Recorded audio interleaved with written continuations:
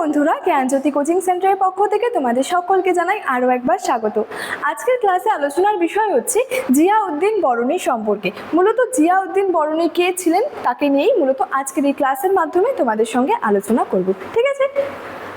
আচ্ছা, আলোচনার বিষয় শুরু করার আগে তোমাদেরকে একটা ছোট্ট ইনফরমেশন দিয়ে রাখি।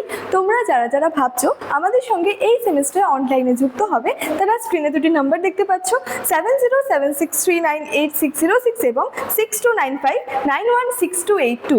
এই নাম্বার দুটি হলো আমাদের জ্ঞানজ্যোতি কোচিং সেন্টারের অফিসিয়াল হেল্পলাইন নাম্বার। তোমরা যারা যারা ভাবছো আমাদের সঙ্গে যুক্ত হবে, যে কোনো একটি নাম্বারে যোগাযোগ করে যুক্ত হয়ে যেতে পারো। এছাড়াও তোমাদের সেমিস্টারে কোর্স ফি সম্পর্কে একটু বলে রাখি। দেখো, তোমাদের কোর্স ফি যেটা আগে ছিল সেটা ছিল হচ্ছে 1199 রুপিস, কিন্তু এই কোর্স ফিটা এখন তোমাদের পে করতে হচ্ছে না। তার কারণ তোমাদের জন্য একটা খুবই সুন্দর অফার রাখা হয়েছে। তোমরা কিন্তু শুধুমাত্র 99 রুপিস রেজিস্ট্রেশন ফি এর বিনিময়ে তোমাদের পুরো সেমিস্টারটা ক্লিয়ার করে নিতে পারছো। এবং এই যে একটা সুন্দর অফার রাখা হয়েছে, এই অফারটা কিন্তু শুধুমাত্র প্রথম 100 জন স্টুডেন্টসের জন্যই কিন্তু রাখা হয়েছে। অর্থাৎ সেকেন্ড সেমিস্টারের প্রথম 100 জন, ফোর্থ সেমিস্টারের প্রথম 100 জন এবং সিক্স সেমিস্টারের প্রথম 100 জন স্টুডেন্টসের জন্য এই অফারটা রাখা হয়েছে। ঠিক আছে? আচ্ছা, এই ছিল ইনফরমেশনের বিষয়। এবার সরাসরি আলোচনার বিষয় শুরু করছি। মূলত আলোচনার বিষয় হচ্ছে জিয়াউদ্দিন বরনী সম্পর্কে।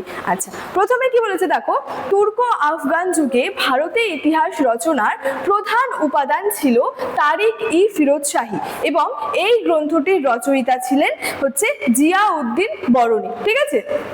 তাহলে এই যে তারিখ-ই-ফিরোজ শাহী, এই যে একটা গ্রন্থ রয়েছে, এই গ্রন্থটার রচয়িতা কে ছিলেন? জিয়াউদ্দিন বরনী। তো মূলত তুর্কো আফগান যুগে ভারতের ইতিহাস রচনার একটা অন্যতম প্রধান উপাদান ছিল কিন্তু এই তারিখ-ই-ফিরোজ শাহী, যেখান থেকে কি হয়, আমরা তুর্কো আফগান যুগে ভারতের যে ইতিহাসটা রয়েছে সেই ইতিহাসটা কিন্তু জানতে পারি। এর সাথে সাথে বলেছে তুর্কিস্তানের এক অভিজাত পরিবারে তার জন্ম হয়। তার বলতে জিয়াউদ্দিন বরনীর কথা কিন্তু এখানে বলা হচ্ছে। অর্থাৎ জিয়াউদ্দিন বরনীর জন্ম হয়েছিল তুর্কিস্তানের এক অভিজাত পরিবারে, অর্থাৎ উচ্চবিত্ত পরিবারে। আচ্ছা, তিনি মূলত তুঘলক বংশীয় মোহাম্মদ বিন তুঘলক ও ফিরোজ শাহ তুঘলকের আমলে উঁচু রাজপদে অসীম ছিলেন। এর সাথে সাথে বলেছে জিয়াউদ্দিন বরনীর লেখা তারিখ-ই-ফিরোজ শাহী যে গ্রন্থটি, সেখানে সমকালীন রাজনৈতিক, অর্থনৈতিক এবং সাংস্কৃতিক জীবন সম্পর্কে বিস্তৃত বিবরণে পূর্ণ ছিল কিন্তু এই গ্রন্থটি।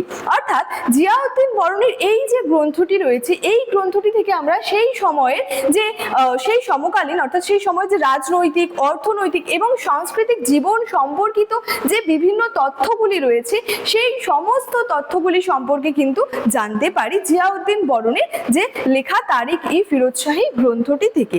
এছাড়াও বলা যায় যে তার বিবরণ থেকে জানা যায় যে সে যুগের চাষিদের অবস্থা ছিল খুবই করুণ। রাজকর্মচারীরা খুবই দুর্নীতিগ্রস্ত ছিল এবং খুবই কিন্তু অত্যাচারী ছিল। অর্থাৎ সেই সময়কার যে রাজকর্মচারীরা ছিল তারা কিন্তু অনেকটাই তারা দুর্নীতিগ্রস্ত ছিল এবং তারা কিন্তু অনেকটা অত্যাচারী করতো, তারা কিন্তু নানাভাবে আর কি যে শোষণ করতো। ঠিক আছে? এবং সে যুগে যে চাষিদের অবস্থা যেটা ছিল সেটা কিন্তু যথেষ্ট আর কি খুবই করুণ ছিল বলে কিন্তু বলা যায়। ঠিক আছে? আচ্ছা, এছাড়াও বলা যায় দেখো যে তার গ্রন্থ থেকে আমরা রাজস্ব বিভাগের কিন্তু যে বিস্তৃত বিবরণটা পেয়ে থাকি। অর্থাৎ জিয়াউদ্দিন বরনীর এই যে তারিখ-ই-ফিরোজ শাহী গ্রন্থটি রয়েছে, এখান থেকে কিন্তু আমরা বিভিন্ন তথ্য কিন্তু জানতে পারি। অর্থাৎ সেই সময় ভারতের যে একটা রাজনৈতিক অবস্থা কি ছিল, বা রাজনৈতিক, অর্থনৈতিক, সামাজিক, সাংস্কৃতিক এই সমস্ত যে জীবন রয়েছে বা এই সমস্ত যে ইতিহাসগুলো রয়েছে সেই সময়কার ভারতের, সেই সমস্ত তথ্যগুলি সম্পর্কে কিন্তু আমরা জানতে পারি। এছাড়াও জানতে পারি যে তার গ্রন্থে যে রাজস্ব বিভাগের যে ব্যাপারটা রয়েছে সেই ব্যাপারটা আমরা বিস্তৃতভাবে জানতে পারি। ঠিক আছে?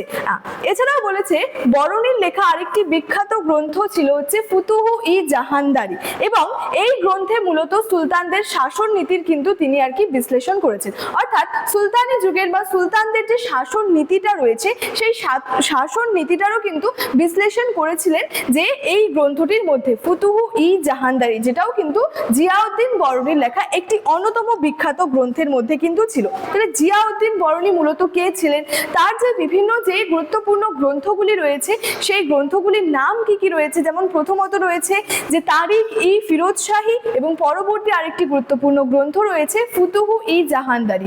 এবং এই সমস্ত গ্রন্থগুলি থেকে কি হচ্ছে, আমরা সেই সময়ে ভারতের অবস্থাটার কথা জানতে পারি, সেই সময় ভারতের অর্থনৈতিক জীবন, সামাজিক জীবন, এই সমস্ত বিষয় সম্পর্কে জানতে পারি। এবং এটাও জানতে পারি বিশেষত তার তারিখ এই ফিরোজ শাহী গ্রন্থটি থেকে, যে এখানে একটা সেই সময় চাষিদের অবস্থা কতটা করুণ ছিল, রাজকর্মচারীরা কতটা দুর্নীতিগ্রস্ত ছিল এবং কতটা অত্যাচারী ছিল, এই সমস্ত বিষয় সম্পর্কে জানতে গেলে জিয়াউদ্দিন বরণীর যে গ্রন্থগুলি রয়েছে সেগুলির গুরুত্ব কিন্তু অপরিসীম।